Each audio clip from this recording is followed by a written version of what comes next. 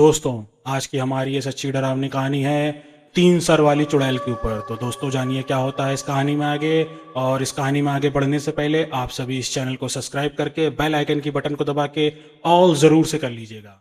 ये कहानी 90s के दशक की है, जब नवी मुंबई का इलाका पहाड़ी हुआ करता था और वहाँ पे कुछ ही लोग रहा करते थे। किशन नाम का एक नौजवान अपने गांव से नौकरी की तलाश में नया नया मुंबई आया था।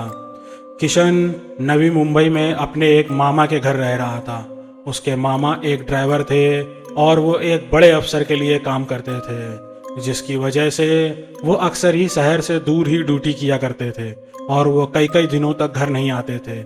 किशन भी रोज़ 2 घंटे ट्रैवल करके नौकरी की तलाश में मुंबई की तरफ निकल जाता था और शाम को घर लौटता था। लेकिन शाम को वो इलाका एकदम सुनसान हुआ करता था। एक दिन किशन ने जब अपने मामा से पूछा कि वहाँ के लोग शाम को अपने घर से बाहर क्यों नहीं निकलते, तो उसके मामा ने उसे एक बहुत ही दिलचस्प कहानी सुनाई। उन्होंने कहा कि वहाँ के लोग ये मानते हैं कि नवी मुंबई और मुंबई की गलियों में एक चुड़ैल घूमती है जिसके 3 सर हैं। लोग उसे 3 मुंडी वाली चुड़ैल बुलाते हैं। वो रात में निकलती है और जब लोग सो जाते हैं तो वो उनके घर जाकर उन्हें अपने वश में कर लेती है। वो उनके अंदर की शक्ति खींच लेती है और उन्हें बेहोशी की हालत में छोड़कर वहाँ से चली जाती है।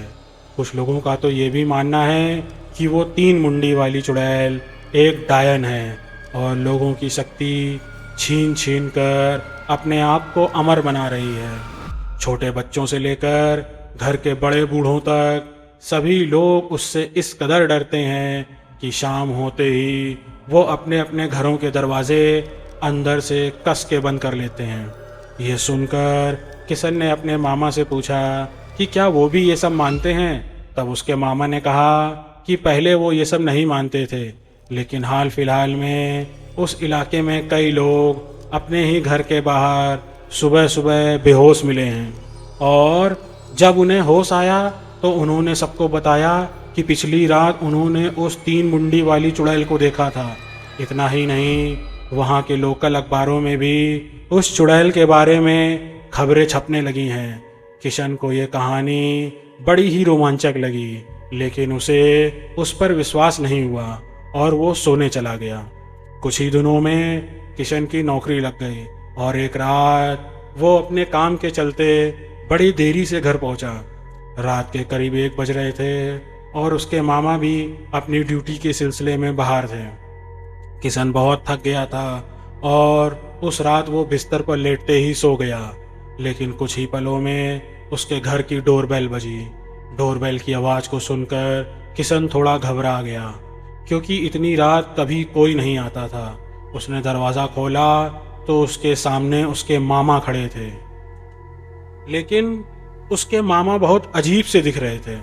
वो दरवाजे पर खड़े किशन को घूरे जा रहे थे। किशन ने उन्हें अंदर बुलाया और उनके लिए पानी लेने अंदर किचन में गया।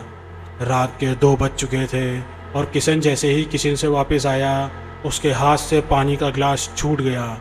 जहाँ उसके मामा खड़े थे उसके ठीक सामने एक शीशा था, जिसमें उसके मामा की जगह उसे वो 3 सिर वाली चुड़ैल खड़ी दिख रही थी। किशन उसे देखते ही घबरा गया और उसने बेडरूम में जाकर अपना दरवाज़ा अंदर से बंद कर लिया।